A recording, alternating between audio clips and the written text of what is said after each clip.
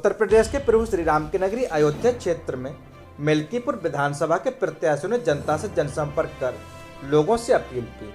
पूरा मामला उत्तर प्रदेश के अयोध्या का है, जहां पर मिल्कीपुर विधानसभा में सारे प्रत्याशी पूरे दमखम के साथ मैदान में और अपने अपने विधानसभाओं में जनता के बीच जाकर अपने अपने पार्टियों की उपलब्धियों के बारे में बताकर जनसंपर्क कर रहे हैं। समाजवादी पार्टी के पूर्व कैबिनेट मंत्री व समाजवादी पार्टी से मिल्कीपुर विधानसभा से प्रत्याशी अवधेश प्रसाद ने बताया कि समाजवादी पार्टी के कार्यकाल में किए गए कार्यों का गुणगान उन्होंने किया और कहा कि समाजवादी पार्टी की सरकार आने पर पुरानी सारी योजनाएं सरकार आने पर लागू की जाएंगी, चाहे वह वृद्धा पेंशन हो, बेरोजगारी भत्ता हो, शिक्षा, कन्या विद्याधन जैसे सारी सुविधाएं समाजवादी पार्टी की सरकार बनने पर लागू होंगी। तो वहीं आम आदमी पार्टी के मिल्कीपुर विधानसभा प्रत्याशी हर्षवर्धन कोरी ने हरंटीगंज बाजार में जनता के बीच जाकर आम आदमी पार्टी की नीतियों को बताया और इसके अलावा उन्होंने कहा कि दिल्ली मॉडल के अनुरूप कार्य किया जाएगा और मिल्कीपुर विधानसभा को विकास को ले जाने का काम किया जाएगा। वहीं बहुजन समाजवादी पार्टी की प्रत्याशी मीरा देवी के प्रतिनिधि कक्कू पासी ने हरंटीगंज बाजार में लोगों के बीच जनसंपर्क कर बहुजन समाज पार्टी के कार्यकाल में कानून व्यवस्था व रोजगार और विकास के मुद्दों पर बातें की और जनता से अपील की कि बहुजन समाज पार्टी की राष्ट्राध्यक्ष बहन कुमारी मायावती के हाथों को मजबूत कर सरकार बनाने में सहयोग करें और मिल्कीपुर विधानसभा का विकास करें। Bureau report Azam Khan, Ayodhya. मेरी बीवी इन मुद्दों महिला सशक्तिकरण और जो ये आवारा पशु हैं उनके खिलाफ मतलब लेके किसानों की समस्याओं के लिए मैदान में उतरी। कितना विकास जो है मिल्कीपुर विधानसभा में देखने को मिला? मिल्कीपुर विधानसभा में तो हम अभी तक चले हैं, जितने खंडाता से लेकर सब रोड तो एकदम टूटी हुई रोडें हैं, विकास का कार्य कहीं दिखा नहीं। क्या करना? हम ये कहना चाहेंगे कि विकास करना हो तो बहन जी की सरकार लाएं और बहन जी के हाथों को मजबूत करें और मीरा देवी वोट करें और उनको भारी मतों से जिताएं। कई दिग्गज भी इस मैदान में हैं। बड़े बड़े दिग्गज आते हैं और ख़त्म हो जाते हैं। ठीक, दिग्गजों के बीच में भ्रष्टाचार का है, राष्ट्र का, देश का विकास का है। भ्रष्टाचार के खिलाफ माननीय केजरीवाल ने दिल्ली में सरकार बनाई है। इस भ्रष्टाचार के मुद्दे को लेकर के मैं भी उत्तर प्रदेश में आया हूँ, क्योंकि मेरे माननीय उप मुख्यमंत्री श्री सिसोदिया जी आए थे, जो शिक्षा के मुद्दों को लेकर के आपके उत्तर प्रदेश में आए और उनको कार से उतरने नहीं दिया गया। ये दुर्भाग्य की बात है। अगर इनके पास इतना शिक्षा की व्यवस्था थी तो सिसोदिया जी आए थे, इनको जाके विद्यालय को दिखाना चाहिए था।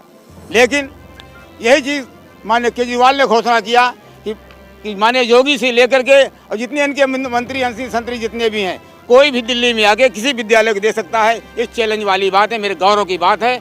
इतना चैलेंज देकर कोई काम नहीं कर सकता है जितना केजरीवाल ने किया। इस चुनाव को अपने हाथ में लिया और मन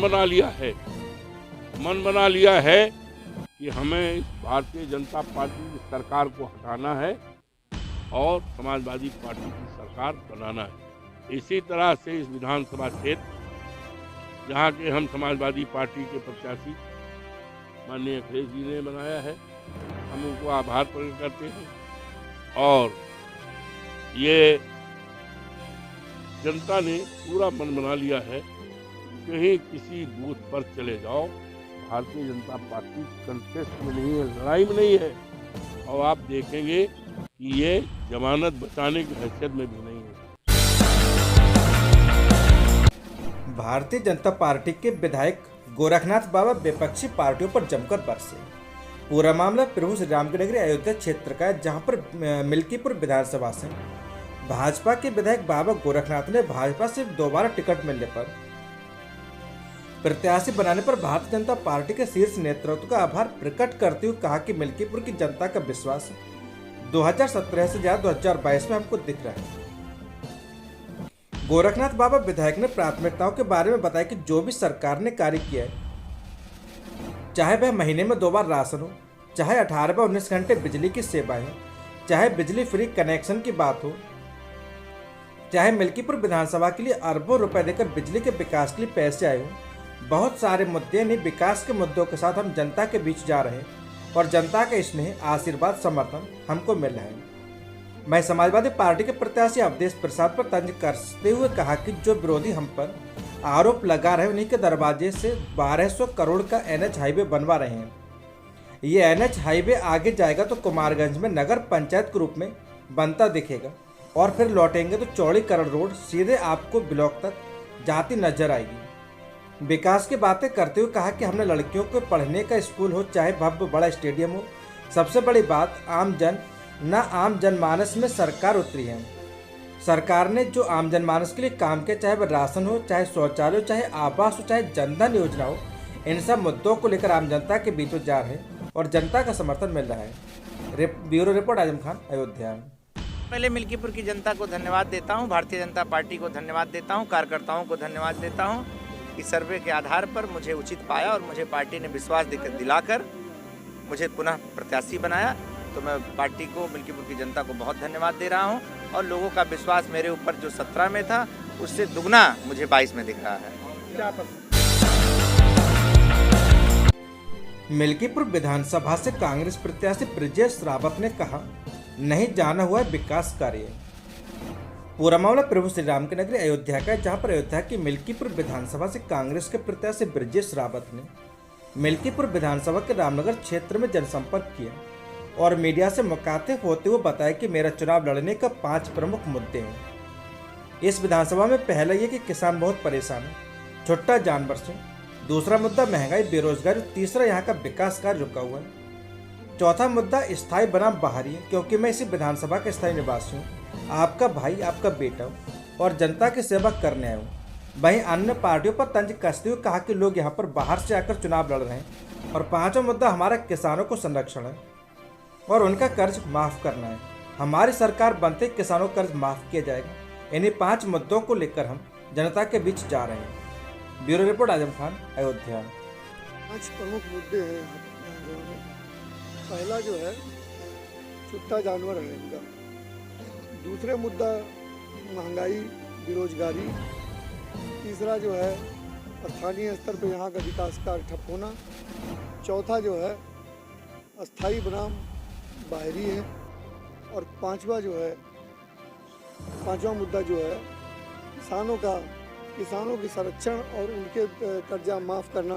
ये हमारा 5वां मुद्दा है कि हमारी सरकार बनते ही किसानों का कर्जा माफ़ किया जाए।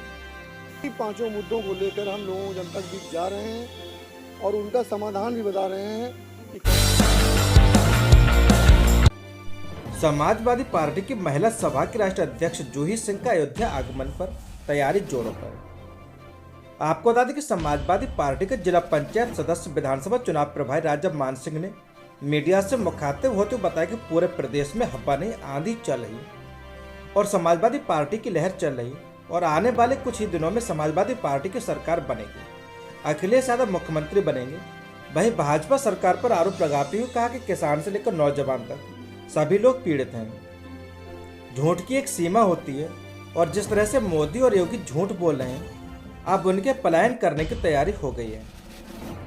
वहीं उन्होंने कहा कि विकास के मुद्दे पर बातें करते हुए कहा कि जो भी विकास का एजेंडा है वह कागजों तक ही सीमित है, विकास कार्य कहीं दिख नहीं रहा। राजा मान सिंह ने समाजवादी पार्टी के राष्ट्रीय अध्यक्ष अखिलेश यादव को किसानों व गरीबों का मसीहा बताया और हर वर्ग को साथ लेकर चलने वाला बताया। वहीं उन्होंने कहा कि वह एक ऐसे नेता हैं, उन्हीं के अंदर यह क्षमता है कि वह सबका साथ, सबका विकास करने का कार्य कर सकते हैं और वह इंसान है अखिलेश यादव। Bureau report Azam Khan, Ayodhya. हमेशा बार बार निकलता है, लहर नहीं है, जन सैलाब चल रहा है माननीय अखिलेश यादव जी की तरफ से। और युवा, नौजवान, बेरोजगार जितने हैं, किसान से लेकर सब पीड़ित हैं, बहुत ज़्यादा पीड़ित हैं, इससे कोई अंदेशा नहीं और झूठ की सीमा है। मोदी योगी जो झूठ बोल रहे हैं उनका अंत हो चुका है। अब यहाँ से पलायन करने की तैयारी हो गई। देख रहे हैं उनका जो भी एजेंडा है, जो भी कागज पे काम चल रहा है, जमीन पे इसका कोई काम नहीं हुआ है। मुंह से तो हम भी कुछ कह सकते हैं ना कि सीढ़ी लगा देंगे आसमान में। अयोध्या डीजल स्कैनिंग सेंटर का हुआ भव्य शुभारंभ। पूरा मामला अयोध्या का, जहां पर नाका बाईपास स्थित केडी पब्लिक स्कूल के सामने अयोध्या डीजल स्कैनिंग सेंटर का हुआ शुभारंभ। शहर के मुफ्ती आलिम मौलाना मोइनुद्दीन साहब ने Ayodhya diesel and scanning centre का फीता काटकर किया शुभारंभ। इस स्कैनिंग सेंटर के प्रोप्राइटर मंसूर खान ने बताया कि हमारे यहाँ सभी छोटी बड़ी गाड़ियों के पंप, नोजल, टर्बो एवं स्टैनिंग का कार्य कुशल एवं डिप्लोमा धारक कारीगरों के द्वारा किया जाएगा और लोग अपनी छोटी बड़ी गाड़ियों का पंप, नोजल, टर्बो एवं स्टैनिंग का कार्य करवा सकते हैं। इस अवसर पर महफूज खान, शहाबुद्दीन, सोबी, मोइनुद्दीन आदि सम्मानित लोग मौजूद रहे। Bureau report Azam Khan, Ayodhya. हमारा आज ये उद्घाटन Ayodhya diesel and scanning centre के नाम से किया गया है, जिसमें सभी छोटी बड़ी गाड़ियों के पंप, नोजल, टर्बो, स्कैनिंग का कार्य, कोडिंग वगैरह और जितनी भी गाड़ियां हैं CRDI, इंजेक्टर वगैरह सभी का कार्य कुशल एवं डिप्लोमा धारक यानी जो डिप्लोमा किए हैं, ITI वगैरह किए हैं, फिटर से, इलेक्ट्रीशियन से, उनके द्वारा किया जाता है। और एक बार हमें ज़रूर मौका दें अपने काम में वाकई किसी तरह की कोई शिकायत नहीं मिलेगी। अस्सलाम वालेकुम व रहमतुल्लाहि व बरकातुहू। नाका बाईपास में ये दुकान की आज इफ्तिताह है और ये दुकान जनाब महफूज साहब जो बिजली विभाग में है उनके साहबजादे ने इस दुकान को खोला है और इस दुकान में डीजल स्कैनिंग वगैरह का काम होगा। इसका इफ्तिताह हुआ है। इस्लामी रस्म व रिवाज के मुताबिक कुरान हकीम की तिलावत की गई है, तशरीह पढ़ा गया है, फातिहा हुई और दुआ हुई है। फिर उसके बाद दुनियावी रस्म के मुताबिक फीता काट कर इसमें इफ्तिताह किया गया। हम और सारे यहाँ बच्चे पढ़ने वाले हैं दुआ करते हैं कि अल्लाह ताला इनके कारोबार में बरकत अता फरमाए।